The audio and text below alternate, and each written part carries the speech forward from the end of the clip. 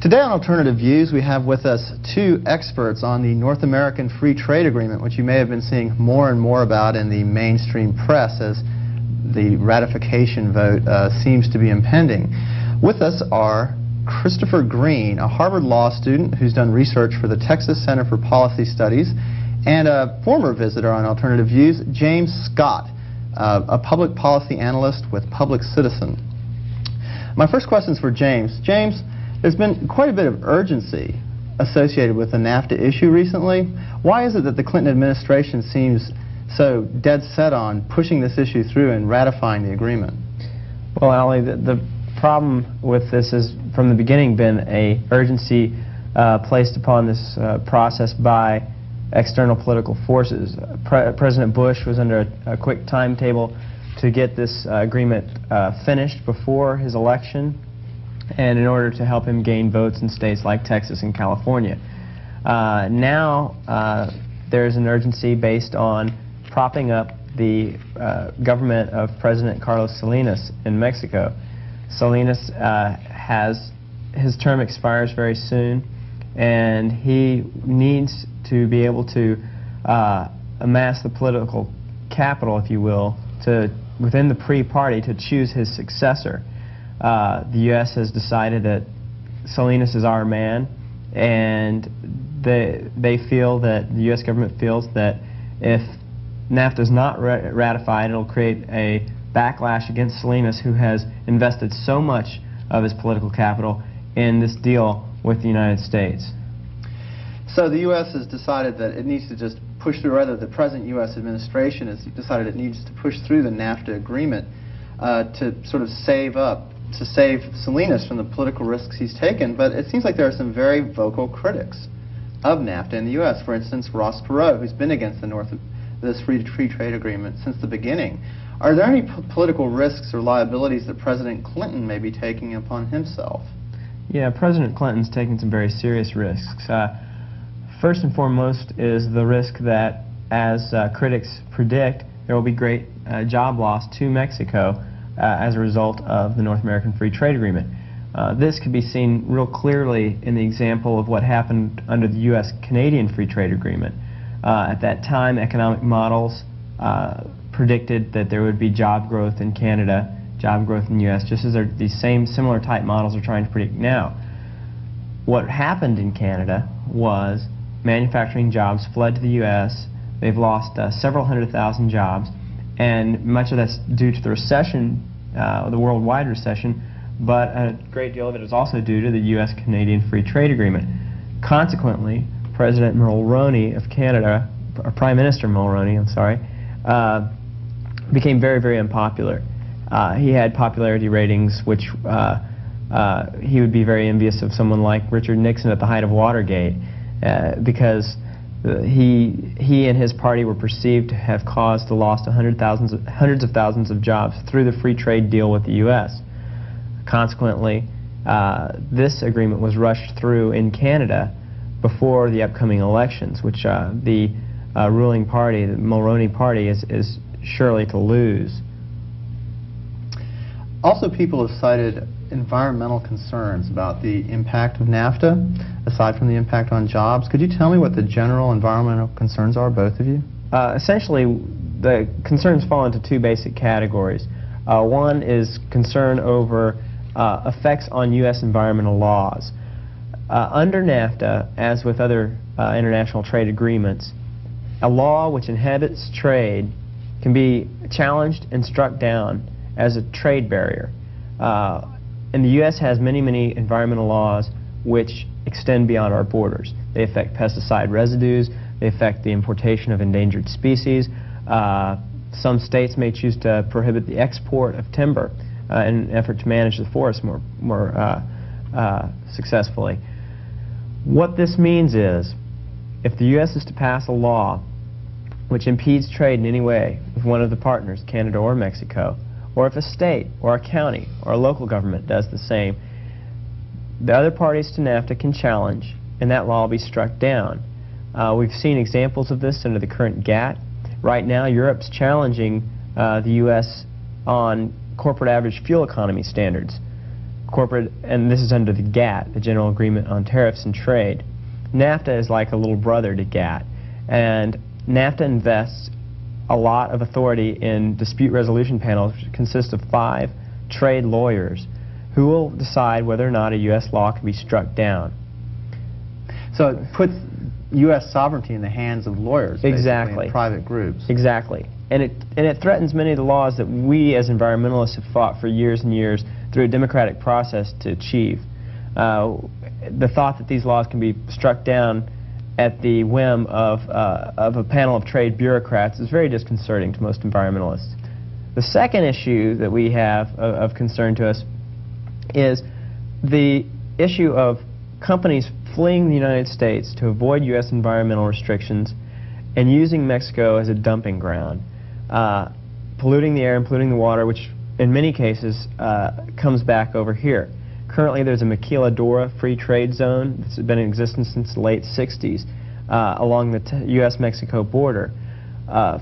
Pollution there is abysmal. These companies don't adhere to anywhere near the pollution control requirements they're required to do here in this country. And these plants have attracted tens or hundreds of thousands of people from the interior of Mexico to these towns on the border where basic infrastructure is just not adequate. There are no water treatment plants. There is inadequate sewage treatment. There's no, in many of these colonias which surround these plants, there's no running water. There is no electricity. And it's very disconcerting to see when you go down there, as I've done, the richest corporations in the world, GM, you know, it's a who's who, General Electric, surrounded by shanty towns of the people who work for them, who are living in basically in squalor. So there's a lot of environmental pressures, population pressures, in an area that's very arid, has very little water to start with, and what it does have is now being polluted through chemicals from these plants and from sewage from the shanty towns that surround these plants. Chris, you recently authored a report called The Carbone II Dilemma, a case study of the failings of U.S.-Mexico environmental management in the border region. This has to do with power generation in the region just south of Big Bend National Park. Well, yeah, actually the plant itself is going to be about 20 miles south of Eagle Pass, Texas. And the way the airflow goes, because of the Gulf, will blow all of the emissions from this power plant into Big Bend and the Sierra del Carmen's site in northern Mexico.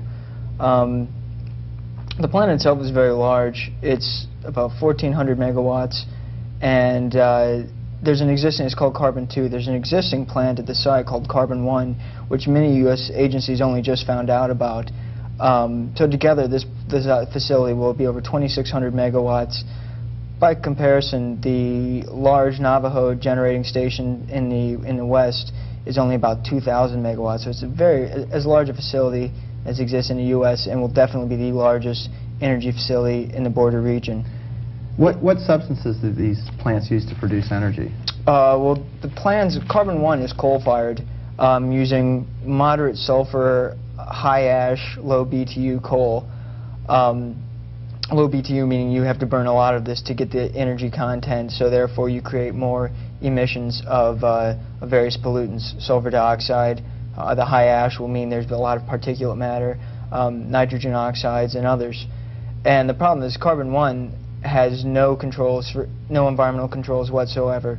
The proposed Carbon 2 project, which is about half built, supposedly will have protection for particulates, although those won't be that effective because they remove only a very narrow range and don't remove the small particles, 10 microns and less, that cause a vast majority of visibility damage. And also sulfur dioxide. There are no controls for sulfur dioxide on the Carbon 2 plant, which is the leading cause of visibility damage. What companies are responsible for bringing these plants into being? And also, if I'm not mistaken, isn't this area fairly desolate? Where's this power going to be? That's a good question. There's well, the plant itself is being built by the Comisión Federal de Electricidad, which is Mexico's energy agency, basically. They're rumored to be close to bankrupt, so they sought financing to complete this project. There's a consortium. It's going to be sold, hopefully on their part, to a consortium of businesses. One is, it's called Energen, and it is comprised of Alto Hornos, which is a steel operation in Mexico, which will receive 10% of the output of the plant for one of its steel mills in nearby Monclova. And the other Mexican partner is Macari, a mining conglomerate who expects to provide most of the 5 million tons of coal needed per year for this plant. They will own 51% of the operation. The other 49% would be owned by a group called Mission Energy, which is itself a subsidiary of SCE Corp, which owns Southern California Edison. All these groups are somewhat suspect. Macari's had some problems with labor operations at their mines. Alto Hornos was recently, I don't know the correct status, but it was chastised by the U.S. government, and I think there's actually federal action for their dumping Mexican steel on the U.S. market. Now, under NAFTA, there wouldn't be any possibility of such charges. They'd be able to just sell steel in the U.S. market as much as they wanted. Primarily, yeah, but there's still a problem with dumping. You're still, under NAFTA and GATT, you're still not allowed to sell a product in another country at a lower price than it costs to produce it, or that you sell it, or would sell it in your host country. But the second part of that is, I mean, they say lower price than you sell in your host country, but it's hard. It's really not enforced that much. But the production is still, people still pay attention to. What about Mission Energy? What interest do they have in this plant? Well, that's interesting.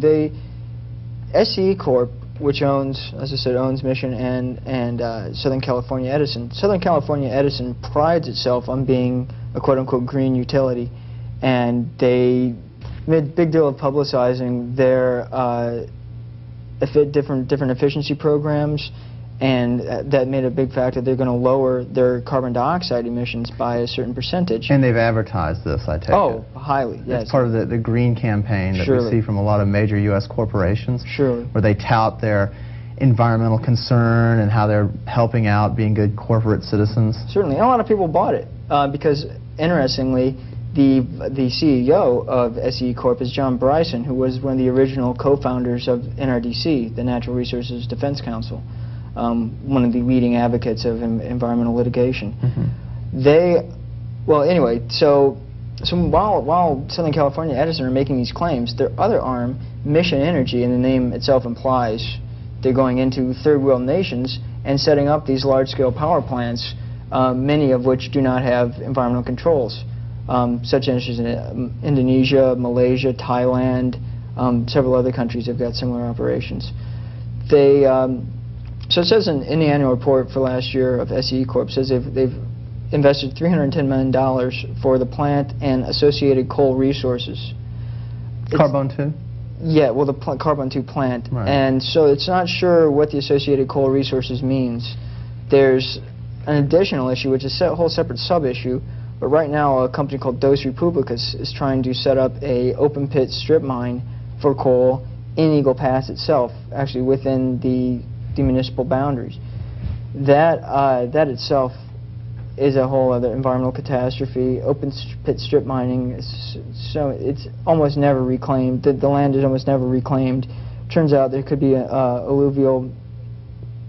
Turns out that it's very close to the Rio Grande, Rio Bravo region. The watershed, a lot of the runoff from this mining operation will go right into there and further pollute the already devastated Rio Grande. So it's not sure exactly, but in the ownership, certain claims have been made by the mayor of Eagle Pass and others that there is an ownership connection between Dos Republicas and Mission Energy or the other consortium, and this is all to supply coal to Carbon 2, although publicly that's always denied by the companies, and it's still not sure what the true deal is there. Here you have Mission Energy, an arm of the very green energy, U.S. energy company, SCE Corporation, operating a power plant about 20 miles from the U.S. border. What measures have they taken to protect the U.S. environment? Because it seems like there's going to be a lot of overflow from this plant into the U.S., let alone the Mexican environment. Well, Mission makes no excuses for its operations in other countries. Tom Reed, the Mission's project manager for the Carbon 2 plant, has outright said that Mission considers itself under no obligation to meet U.S. standards, and they don't think that they even have to provide the EPA with any information on the plant's operation, capacity, or emissions, because they're not on U.S. territory. I mean, they're mere 20 miles from the U.S. border, but they still say that. More importantly, the pollution from this plant will blow all directly into Big Bend. And it's not just a case of U.S. citizens saying, well, Mexico is developing and it's going to affect our beautiful scenery. The emission levels of sulfur dioxide and particulates are so high from this plant that the sulfur dioxide exceeds even basic human health standards for the Piedras Negras area, Eagle Pass area. Also, many crop species are killed at very low levels of sulfur dioxide, and there's a lot of crop development and irrigation that goes on in that region. Also, the U.S. has set standards for industrial development tied to the level of sulfur dioxide in the air. Could these high levels of sulfur dioxide have an effect on industrial development in the U.S. on the other side of the border? Certainly, and that's a primary worry of U.S. industrialists.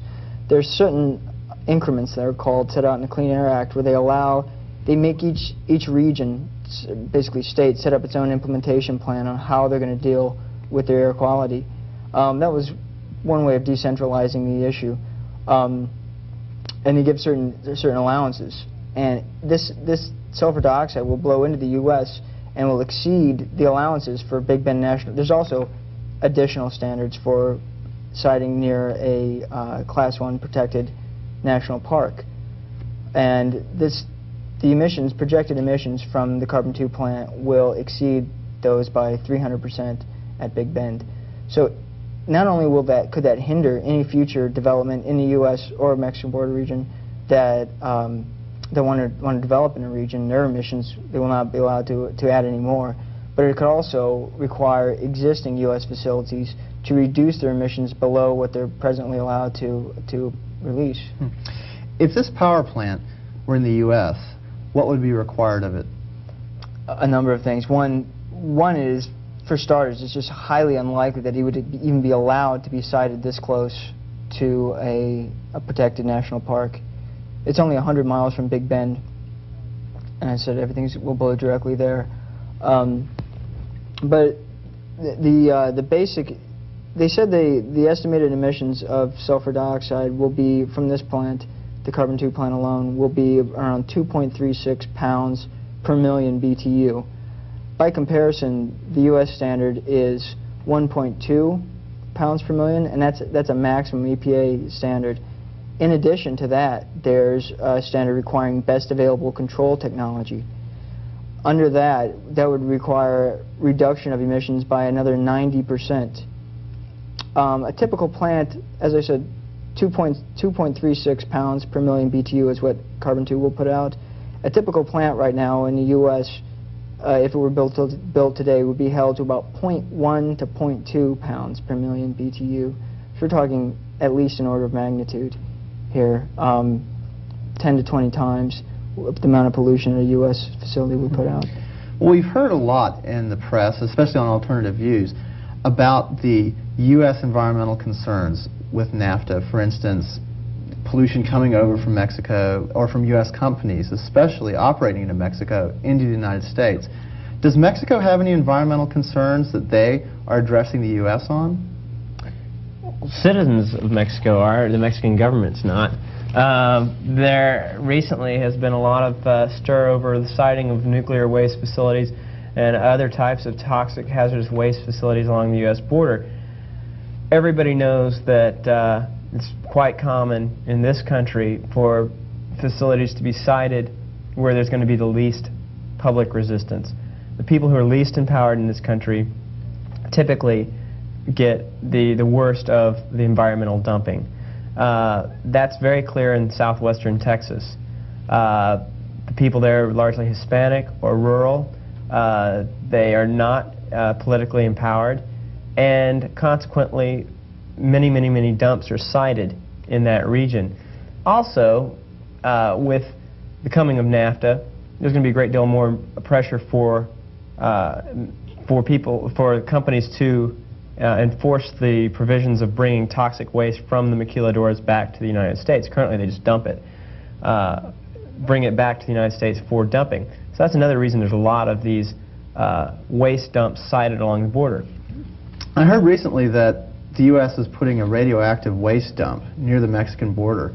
Is there any concern about this, and what are the specifics of the issue? Exactly. Well, as I was saying, frequently there's a lot of these dumps in that area.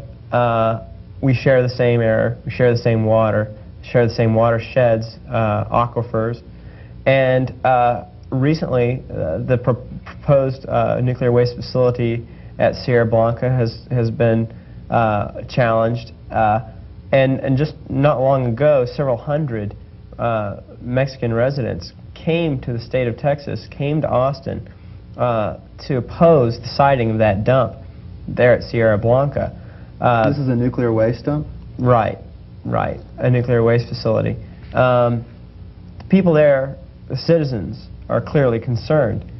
They don't have a official mechanism to address their grievances.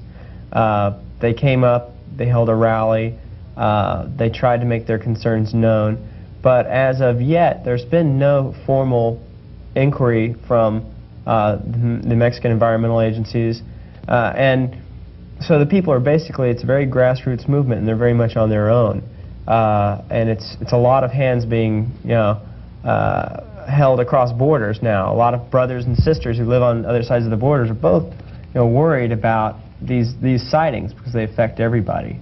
I think, in fairness, you should say though, at the actual hearing for that radioactive waste site, what it was going to accept the residue from uranium mining. So it's not only is it radioactive waste, but it's a lot of heavy-duty solvents put in to separate the uranium from the ore. But Mexico did send a member of Congress who came up and spoke and actually formally opposed the issuing of this permit for them to build this plant. And it's actually one of the first times that a Mexican government official has come and taken an active part in a U.S. proceeding on an environmental border dispute. It seems that in a very complex economic issue, well, in the very complex economic issues that are going to evolve to the North American Free Trade Agreement, where there'll be literally thousands of relocations and movements across the border, that there needs to be some sort of formal mechanism for people to operate in, not just an informal sending of an official or something like that. And I'm wondering what your take is on the side agreements that the Clinton administration recently released having to do with economic and labor issues. Are they going to create that kind of mechanism that's needed? Are they going to alleviate the situation at all? These side agreements fall way short of doing anything like addressing problems similar to the one we've seen at Carbon 2. Most of what is, in summary, what is done is they're creating a commission on the environment. This is a cooperation council. All the language we've seen has used language that's non-binding, attempts to cooperate, attempts to commission studies to look into issues, to share information. But as far as anything with teeth, anything that would actually give American citizens or Mexican citizens a right to have their grievances heard about a siting of a facility, for example, there's nothing like that. Or in terms of teeth, penalties against corporations who are bad actors, there's nothing with any real enforcement. And the La Paz agreement's a good example of what happens when you don't have an agreement that means something. These side agreements are very vague, very wishy-washy, and they don't really mean anything. Chris, could you tell us about the La Paz agreement, what its history is, and give us some examples of how legal issues across the border might be handled in the future? The La Paz agreement is called so for the place of its signing in 1988 by President Ronald Reagan and President de la Madrid of Mexico. And it was the first time border issues, border environmental problems were recognized and addressed. Address is their term. It sets out several vague mandates on we should cooperate in the future. It's basically an agreement to agree again in the future. There has been some good things that have come out of it, such as these separate technical annexes to deal with specific problems such as wastewater pollution, isolated incidents, smelters of copper and other ores that put a ton of sulfur dioxide into the air. And that has been somewhat effective in those specific technical annexes. But the agreement itself doesn't contain a whole lot. A lot of people say that it's great because it mandates sharing of information between U.S. agencies and environmental agencies and the Mexican environmental agencies, but that's not really true. It says that they should cooperate in the future and shall consider information exchanges such as. There's nothing actually requiring the agencies to share information, and they don't. With the Carbon 2 plant, the U.S. EPA asked for a copy of the environmental impact statement done by the Mexican government on the plant back, I think, in April, and they still have yet to get a reply. And similarly, on the U.S. side, Mexico requested the U.S. EPA to get involved with the siting of these radioactive waste sites in the U.S. side of the border, and EPA would take no involvement at all, provide no information. So you see, there isn't really a strong history of cooperation there, and that is sort of what the side agreements are relying upon, saying, well, we should set up this pattern for negotiation and for agreement in the future. Cooperation, it's very unclear whether that cooperation will actually happen. What consumer or environmental groups have been included in the constitution of the side agreements? Has there been an attempt to include the ordinary people or citizens groups in this process? Not our groups, that's for sure. I'm not clear on if they have consulted. I know that the process was closed and secretive, just as the negotiation of the original NAFTA text was. From my understanding, citizens don't really have a place in either the negotiations process or the dispute resolution process after there has been a charge of a bad actor in one of the three countries. If they are involved, I would say that their demands usually go unheeded. With the integrated, recently in '92, I think came out called the Integrated Environmental Border Plan, and what that was is basically viewed as a temporary pacifier to quell critics of NAFTA to ease its ratification in the U.S. There were a lot of concerns when it was being developed that U.S. environmental groups put forth, saying there are no solid enforcement measures in here. There's,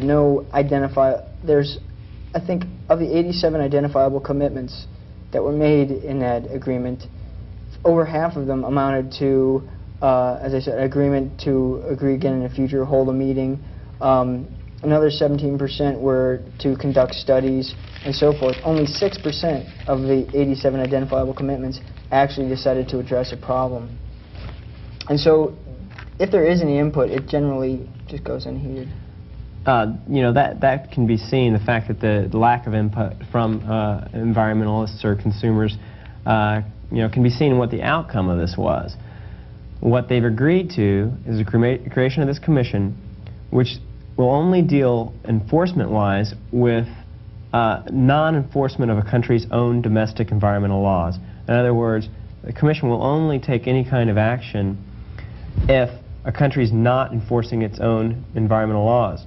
What's to stop a company, a U.S. company, say, from going right across the border and sending all kinds of pollution out into the air and ground, a pollution that may actually come into the U.S.? Well, as far as the side agreements, that kind of question points to a glaring weakness. According to the side agreements, the only thing that's even enforceable at all after an arduous journey through a maze of procedures to get to a cause of action, the only thing that's enforceable at all is a country's non-enforcement of its own environmental laws.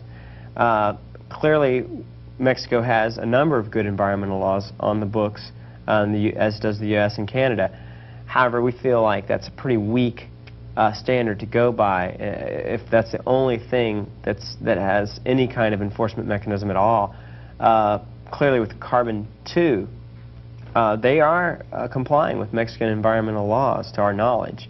So they can send out all the sulfur dioxide they want into the air. I think solid particulates were just cited as one of the largest causes of cancer in the U.S. And as long as it doesn't break Mexican laws, it can come over into the national park across the border. It can go into Utah, Texas, New Mexico, and there's nothing we can do about it. Well, and even if it were to break Mexican laws, it would take a pattern of non-enforcement over a great period of time. There's no timeline on any of this for procedures of us addressing the grievances.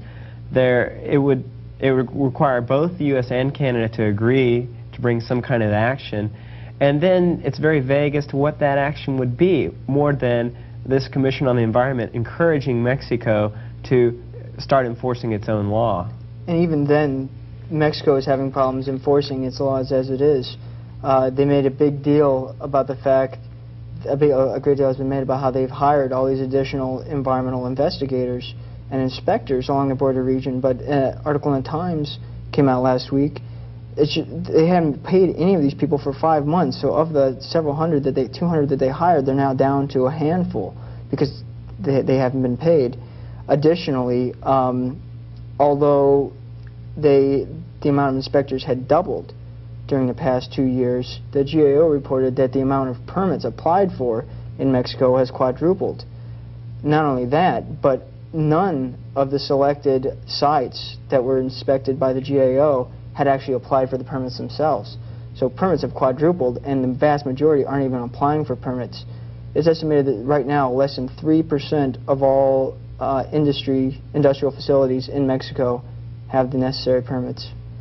And regarding the NAFTA implications, we don't know. I mean, with the carbon 2 plant, under NAFTA's provisions, it is likely that this plant will be able to sell power back into the U.S. And that is one of the fundamental core problems with the idea of free trade, or as it should be known, just deregulated international commerce. There's nothing free about it.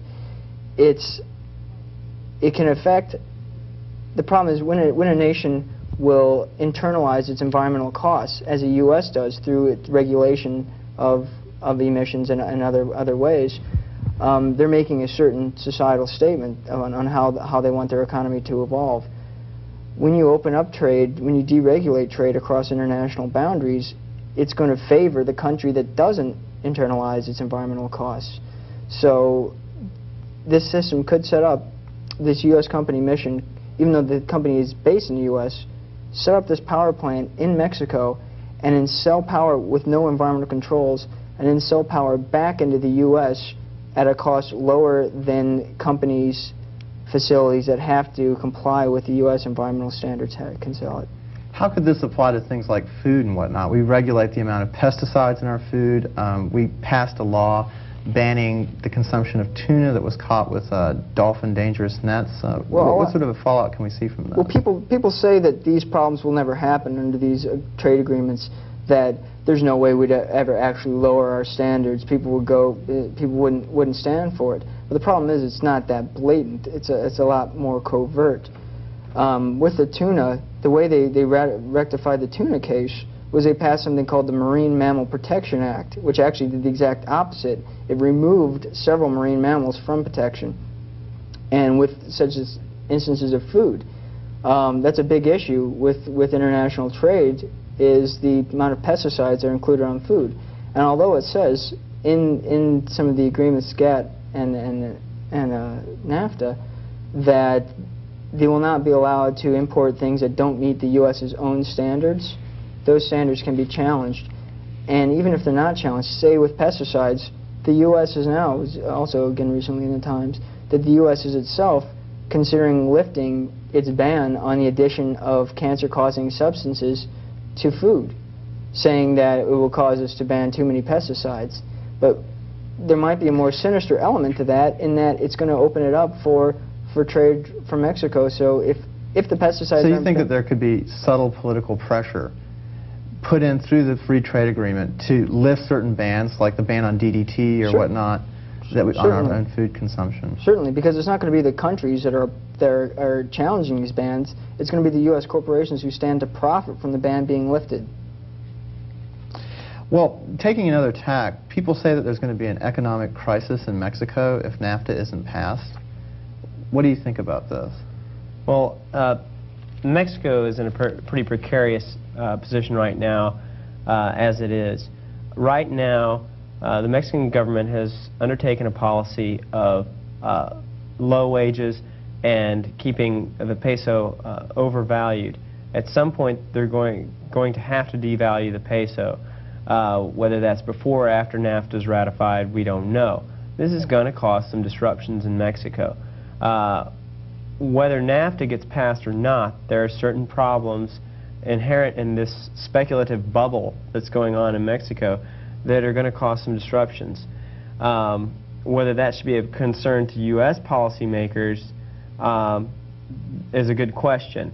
I think that we know there are problems with structural problems with the Mexican economy caused by the policies of the Salinas government, policies which have attracted a great deal of capital in flight from other countries to finance debt, payment of the debt, and to maintain some of these large growth projects. Now, if NAFTA is not ratified, there's a good chance that this speculative bubble on the Mexican stock market might actually burst. The ramifications to the Mexican people are not real clear. Now, with or without NAFTA, you have to remember that bubble is going to burst. When the peso is devalued, capital is going to flow back out. When the peso is devalued, the U.S. trade surplus with Mexico will likely reverse itself into, again, a trade deficit with Mexico. These are some pretty technical issues that people within the Mexican government have been battling over for quite some time. Political timing, economic timing, it's all tied in together. The question needs to be looked at in terms of how that should be dealt with in the U.S. policy debate. Do we have a responsibility to prop up this regime in Mexico? Are we going to base decisions that are going to affect hundreds of thousands of U.S. workers on whether or not the Mexican stock market bubble bursts now or 6 months from now? You know, those are some questions that I think the answer to is we need to go on with our policy debate looking at what's in the best interest of the environment, what's in the best interest of U.S. workers, and indeed what's in the best interest probably of the vast majority of workers within Mexico. Not based on what's in the interest of stockholders and banks who've invested speculatively in a market driven by promises and a whimsy. From what the two of you have said, it seems like NAFTA is only going to benefit one class of people, or even non-people. That's corporations and their stockholders. You painted a picture where the ratification of the agreement will create environmental chaos on the border, a lot of pollution coming into the U.S. that we haven't had in the past, and a dislocation possibly of Mexican workers as well as U.S. workers. So I'd like to ask each of you, what do you think can be done to fix this agreement, if anything? Chris? Well, I think to fix the agreement, there's arguments whether the agreement should be fixed at all, or scrapped. But to fix the agreement, at the very least, you would need to put some solid enforcement measures saying if there is an environmental challenge, a problem, that can be challenged publicly by citizens, and that there be a specific means of addressing those problems. Additionally, that when a problem comes up and is caused by a certain actor, that actor will be able to be directly fined rather than fining a government that already has a significant overdemand on its resources. By fining the Mexican government, you're not going to have a direct effect on a Dow chemical company that's pumping pollution into the Rio Grande. Also, you should make all matters completely open to public disclosure. Under the present supplemental accords, any information about an environmental infringement can be withheld by consent of the other two parties. So it won't take long for these parties to realize that they're all doing something bad at some point and then agreeing to just ban the public release of this information anytime. That's what presently happens in the La Paz Agreement. No information can be made available to the public without the consent of both parties, and so both parties never consent to having the information released. Lastly, I would make sure that there is a way to clean up the border region, and one proposed measure is the development of a multilateral development bank, a new one separate from the World Bank, to lend money to certain groups to go in and clean up some of the problems. That's in the supplemental accords. It's not sure.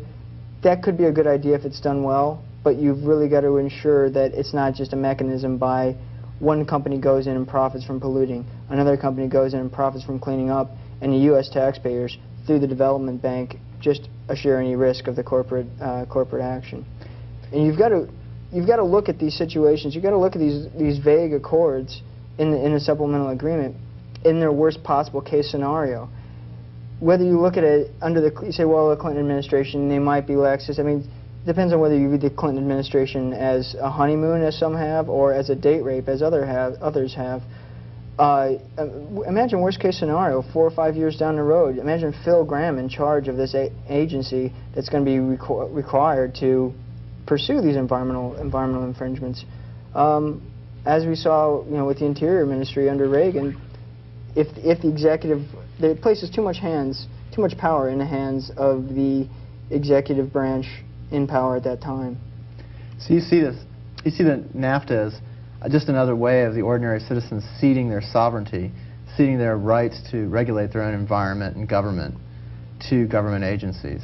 Sure, yes, and that's the whole thing of, I view the whole goal of some of these deregulation of international commerce agreements. There's always been regulation. That's the term free trade. That's how regulation got started to begin with, was to protect the government being responsive to the needs of the citizens, to protect them from the actions of profit-seeking corporations who are less likely to observe social and environmental matters. James, what's your take on these issues? Is there anything salvageable about NAFTA or useful in it? Well, the concept is useful, and international agreements which open borders can be done right. I frankly don't think there's anything salvageable about this NAFTA. They're going to have to take it back, scrap it, and start all over again. There's too many fundamental problems. Like even with the development of a development bank, what that's going to wind up doing is putting U.S. taxpayers in charge of cleaning up a mess caused by U.S. corporations. So in other words, the corporations get not only to throw workers out of work, move the jobs across the border, start polluting the border region, and then here comes the U.S. taxpayers to clean up the mess.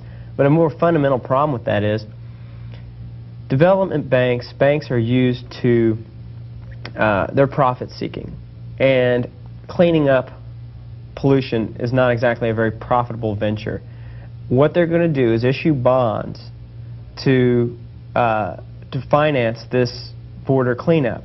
Well, I don't know about you, but if I'm looking to invest money, you're going to do it where there's a return. So I have very distinct fear that this development bank will be used to develop infrastructure needs and things to help commerce, things that have a payback, and the actual cleanup of toxics and things like that will get left undone because the municipalities cannot afford to pay back. A development bank works by being paid back. These municipalities can't afford to clean up their own mess right now, or the mess that's caused by the U.S. corporations.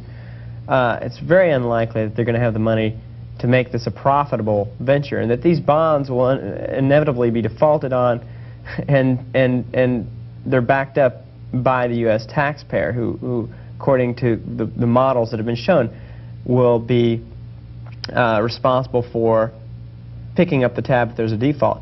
Now, after having said all this, none of this is even on paper yet. With the announcement of the side agreements, they talked about this concept of a development bank, but even the concepts that I've just discussed, even none of them have actually even been put down. So I think we're real unlikely to get even that much when all is said and done. So my feeling is, start over again.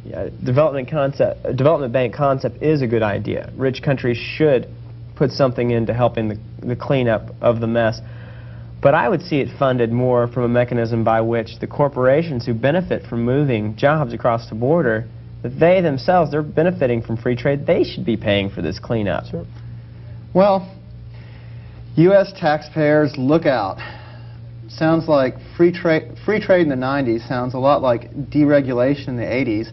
It seems like our government and the big corporations that support it, that give the money for the politicians that are fighting so hard for NAFTA right now, both here and in Mexico, are just looking for another way to sop up profits and to issue bonds that will never get repaid. And once again, the U.S. taxpayer in the end is going to have to foot the bill. Many of these colonias which surround these plants, there's no running water, there is no electricity, and it's very disconcerting to see when you go down there, as I've done, the richest corporations in the world, GM, you know, it's a who's who, General Electric, surrounded by shanty towns of the people who work for them, who are living in basically in squalor. So there's a lot of environmental pressures, population pressures, in an area that's very arid, has very little water to start with, and what it does have is now being polluted through chemicals from these plants and from sewage from the shanty towns that surround these plants. Chris, you recently authored a report called The Carbon II Dilemma, a case study of the failings of U.S.-Mexico environmental management in the border region. This has to do with power generation in the region just south of Big Bend National Park. Well, yeah, actually the plant itself is going to be about 20 miles south of Eagle Pass, Texas. And the way the airflow goes, because of the Gulf, will blow all of the emissions from this power plant into Big Bend and the Sierra del Carmen's site in northern Mexico. The plant itself is very large. It's about 1,400 megawatts, and there's an existing, it's called Carbon 2. There's an existing plant at the site called Carbon 1, which many U.S. agencies only just found out about. So together, this facility will be over 2,600 megawatts. By comparison, the large Navajo generating station in the GATT, the General Agreement on Tariffs and Trade. NAFTA is like a little brother to GATT, and NAFTA invests a lot of authority in dispute resolution panels, which consist of 5 trade lawyers who will decide whether or not a U.S. law can be struck down. So it puts U.S. sovereignty in the hands of lawyers, exactly, and private groups. Exactly. And it threatens many of the laws that we as environmentalists have fought for years and years through a democratic process to achieve. The thought that these laws can be struck down at the whim of a panel of trade bureaucrats is very disconcerting to most environmentalists. The second issue that we have of concern to us is the issue of companies fleeing the United States to avoid U.S. environmental restrictions and using Mexico as a dumping ground, polluting the air and polluting the water, which in many cases comes back over here. Currently there's a Maquiladora free trade zone that's been in existence since the late 60s along the U.S.-Mexico border. Pollution there is abysmal. These companies don't adhere to anywhere near the pollution control requirements they're required to do here in this country. And these plants have attracted tens or hundreds of thousands of people from the interior of Mexico to these towns on the border where basic infrastructure is just not adequate. There are no water treatment plants. There is inadequate sewage treatment. There's no. He and his party were perceived to have caused the loss of hundreds of thousands of jobs through the free trade deal with the U.S. Consequently, this agreement was rushed through in Canada before the upcoming elections, which the ruling party, the Mulroney party, is surely to lose. Also, people have cited environmental concerns about the impact of NAFTA, aside from the impact on jobs. Could you tell me what the general environmental concerns are, both of you? Essentially, the concerns fall into two basic categories. One is concern over effects on U.S. environmental laws. Under NAFTA, as with other international trade agreements, a law which inhibits trade can be challenged and struck down as a trade barrier. And the U.S. has many, many environmental laws which extend beyond our borders. They affect pesticide residues, they affect the importation of endangered species. Some states may choose to prohibit the export of timber in an effort to manage the forest more successfully. What this means is, if the U.S. is to pass a law which impedes trade in any way with one of the partners, Canada or Mexico, or if a state or a county or a local government does the same, the other parties to NAFTA can challenge, and that law will be struck down. We've seen examples of this under the current GATT. Right now, Europe's challenging the U.S. on corporate average fuel economy standards. And this is under a backlash against Salinas, who has invested so much of his political capital in this deal with the United States. So the U.S. has decided that it needs to just push through, rather the present U.S. administration has decided it needs to push through the NAFTA agreement to sort of save Salinas from the political risks he's taken. But it seems like there are some very vocal critics of NAFTA in the U.S. For instance, Ross Perot, who's been against this free trade agreement since the beginning. Are there any political risks or liabilities that President Clinton may be taking upon himself? Yeah, President Clinton's taking some very serious risks. First and foremost is the risk that, as critics predict, there will be great job loss to Mexico as a result of the North American Free Trade Agreement. This could be seen real clearly in the example of what happened under the U.S.-Canadian Free Trade Agreement. At that time, economic models predicted that there would be job growth in Canada, job growth in the U.S., just as these same similar type models are trying to predict now. What happened in Canada was manufacturing jobs fled to the U.S.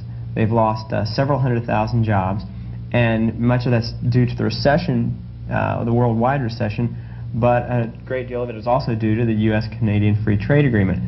Consequently, President Mulroney of Canada, or Prime Minister Mulroney, I'm sorry, became very, very unpopular. He had popularity ratings which he would be very envious of someone like Richard Nixon at the height of Watergate, because... Today on Alternative Views, we have with us two experts on the North American Free Trade Agreement, which you may have been seeing more and more about in the mainstream press as the ratification vote seems to be impending. With us are Christopher Green, a Harvard Law student who's done research for the Texas Center for Policy Studies, and a former visitor on Alternative Views, James Scott, a public policy analyst with Public Citizen. My first question is for James. James, there's been quite a bit of urgency associated with the NAFTA issue recently. Why is it that the Clinton administration seems so dead set on pushing this issue through and ratifying the agreement? Well, Ali, the problem with this has from the beginning been an urgency placed upon this process by external political forces. President Bush was under a quick timetable to get this agreement finished before his election, and in order to help him gain votes in states like Texas and California. Now there's an urgency based on propping up the government of President Carlos Salinas in Mexico. Salinas his term expires very soon, and he needs to be able to amass the political capital, if you will, within the pre-party to choose his successor. The U.S. has decided that Salinas is our man, and they feel that the U.S. government feels that if NAFTA is not ratified, it'll create